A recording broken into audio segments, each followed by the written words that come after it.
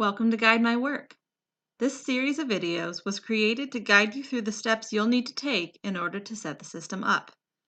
We're going to start with the Organization Setup menu, and in this video, we'll be setting up a new plant. As always, please remember, the addition, editing, or removal of any item should not be done during active production hours. These actions can affect the line status and cause downtime if done during production. In order to set up plant locations within Guide My Work, users would select the Plant Setup menu option. If you're just starting, you can also click here. After plants have been set up, any current plants and applicable information will be displayed here. From this page, users can add, edit, or delete plants, add work cells or operators to a plant, or view work cells and operators associated with a plant.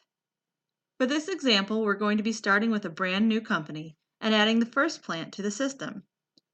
To add a new plant, simply select the green plus icon on the right side of your screen, and the Add Plant pop-up window will appear.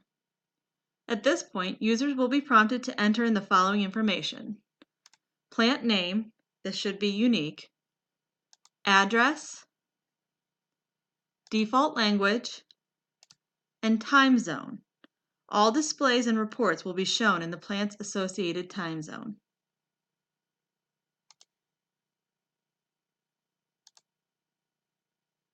Now that we've added a plant location, the following actions can be taken as needed. You can edit the plant details, which will bring up the same pop-up as the Add Plant option and allow you to make changes to any field.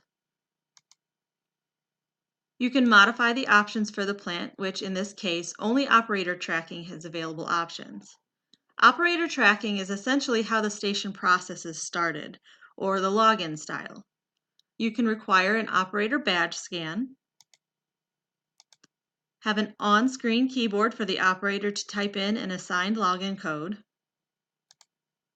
or no operator tracking, so that when Guide My Work is started up, it will go right to the operator screen rather than a login page. If the badge scan or login code option is selected, the system will record that login and any parts produced under that login. This will help with reporting to know which operator produced which parts. Keep in mind, selecting the No Operator Tracking option will affect some reports. You can also delete a plant, however, plants cannot be deleted once a work cell or operator has been assigned. This is to maintain all historical data associated to the plant. Once the plant options have been set, your next step will be to assign work cells and active operators to the plant. We'll cover how to set these up in the next few videos.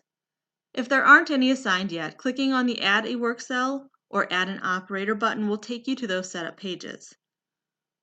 Once work cells and operators are assigned, the screen will show you how many of each are assigned to a plant, as well as a link that will take you to the setup pages to view and edit them as needed. Be sure to watch our next video, How to Set Up Work Cells, to continue on your way setting up Guide My Work.